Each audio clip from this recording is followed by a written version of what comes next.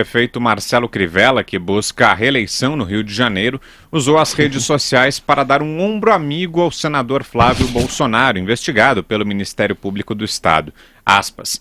Presto minha solidariedade ao senador Flávio Bolsonaro pela grande perseguição que vem enfrentando.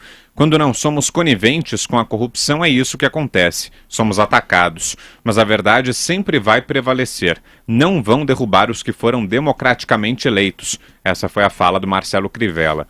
Segundo o Ministério Público do Rio de Janeiro, Flávio disse ter retirado R$ 793 mil de receita nos 3 primeiros anos de atividade de sua loja de chocolates, que foi inaugurada em 2015. O valor, publica o jornal O Globo, é 82% maior do que a própria Bolsotini Chocolates relatou à Receita Federal na mesma época. Nas declarações de informações socioeconômicas e fiscais da Bolsotini, Flávio obteve 435,6 mil nesse período. Ainda sobre Flávio, mais uma informação. O vice-presidente Hamilton Mourão fez um balanço do primeiro ano do governo Jair Bolsonaro e, ao comentar o caso do filho do presidente, disse brevemente: não resta dúvida de que é uma situação desagradável. Fala, Adriles. Olha, pouca gente duvida em relação à questão da famosa rachadinha praticada não só pelo Flávio Bolsonaro, mas por toda a Alerj. Isso exime, essa coisa da rachadinha virou o que era o Caixa 2 no país, no Rio de Janeiro, dessa forma, guardadas as proporções. O Caixa 2 era o quê? Eram recursos para além, não contabilizados, que seriam eventualmente utilizados em campanhas, em recursos partidários. Rachadinha é a mesma coisa, você pega lá uma parte do salário dos seus assessores para, eventualmente, entre aspas, usá-los em recursos de campanha. Mas não existe uma ética precisa desses recursos, né? Se isso não absolve o Flávio, isso, de certa forma, lança luzes como a cultura política brasileira é espúria, e é espúria sobretudo na Alerj. O que o Marcelo Crivella faz, quando ele tenta estender a mão ao Flávio, não é por solidariedade. No Rio de Janeiro há uma um total vácuo de lideranças políticas. Tanto o Marcelo Crivella, isso é coincidente, quanto o Wilson Witzel, eles foram, de alguma forma, eleitos diretamente na esteira do Bolsonaro. O Witzel, principalmente, como um personagem aguerrido, truculento, que vai atirar na cabecinha de bandido, que faz dancinha quando matam a pessoa lá na Ponte Rio de Niterói, o bandido. E o Crivella também. O Crivella surfa nessa onda, por exemplo, contra a Globo que o Bolsonaro faz. Ele surfa na onda contra as acusações eventuais que se fazem contra o filho de Bolsonaro. São dois políticos no Rio de Janeiro, Wilson Witzel e Marcelo Crivella, em total descrédito com a população, só tem seus nichos específicos. No caso do Crivella, o nicho específico dele é uma parcela do eleitorado evangélico ligado à Igreja Universal, mais uma razão para ele atacar a Globo, por exemplo.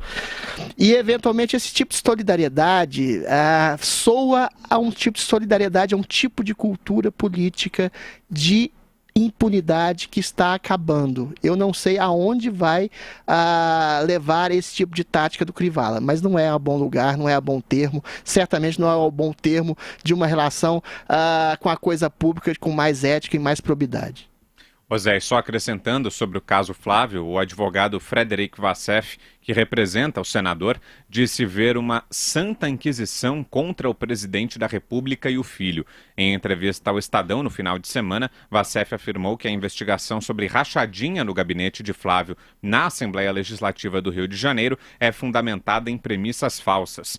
O advogado, que atua para a família desde 2014, não comentou os pedidos feitos ao Supremo Tribunal Federal pelo senador e disse que o Ministério Público do Rio de Janeiro deveria se dedicar ao combate à violência. Para Vassef, uma força oculta no Rio tenta atingir o governo Bolsonaro em busca da cadeira presidencial em 2022. E aí, Zé Maria, o que você achou tanto dessa solidariedade do Marcelo Crivella ao Flávio, quanto das falas do advogado do senador?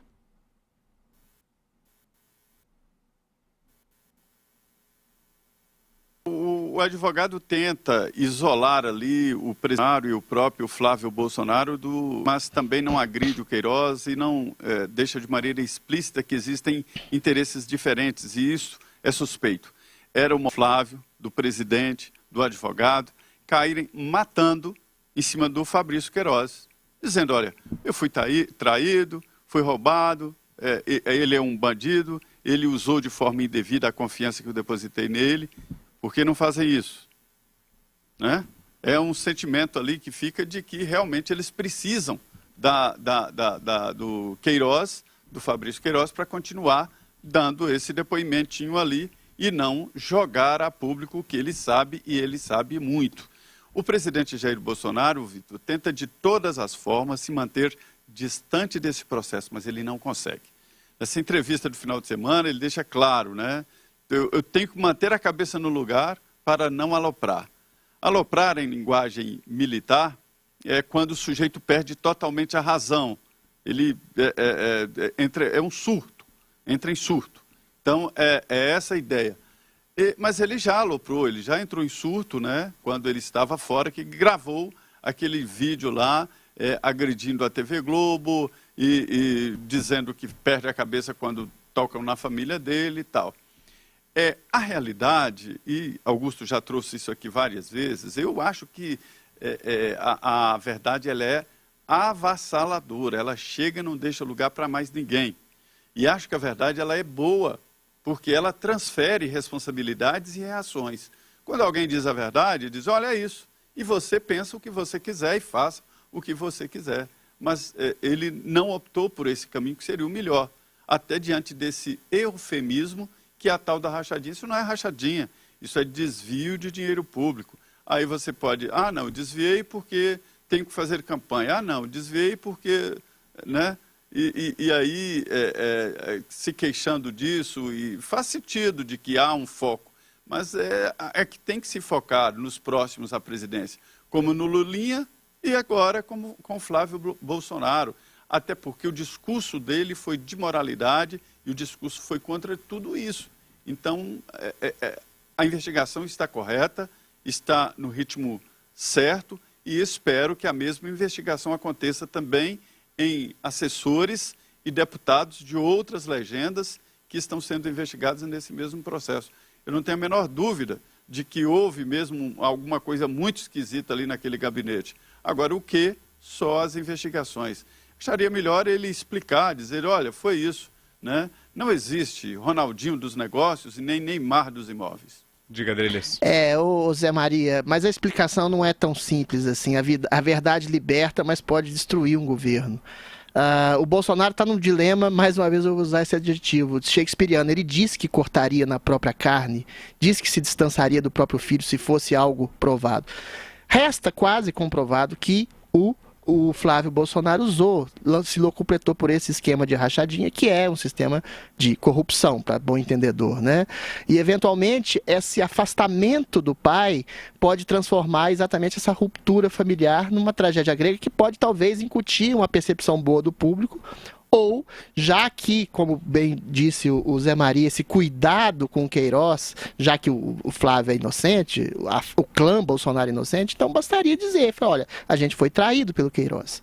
E se há esse excesso de complacência, cuidado e generosidade em relação ao Queiroz, fica sempre esse tipo de suspeita. E é uma coisa que pode atingir o governo em cheio. Se algum tipo de resquício resvalar no Jair Bolsonaro, acaba o discurso dele de defesa da moralidade. Ainda que, guardadas as devidas proporções, não seja um escândalo tão avassalador em relação como se foi o do Lulinha, do Lula, que é uma coisa, um rapaz plantado no centro do poder para se locupletar, para dar dinheiro para o próprio pai. Não foi isso. Eventualmente, o Flávio Bolsonaro, até agora, o que se tem contra ele é um esquema de rachadinha que todo mundo fazia, mas é um esquema de corrupção. Mas como há exatamente essa proximidade do Queiroz com o clã Bolsonaro, há sempre essa suspeita de alguma coisa ser feita de maneira coletiva. E isso poderia afetar duramente o governo, e o Bolsonaro já está aloprando exatamente por causa disso. No momento em que a economia se ergue, ou no momento em que há projeções ótimas de recuperação do país para o ano que vem, é realmente uma pedra do sapato no governo Bolsonaro, esse tipo de problema com o Flávio.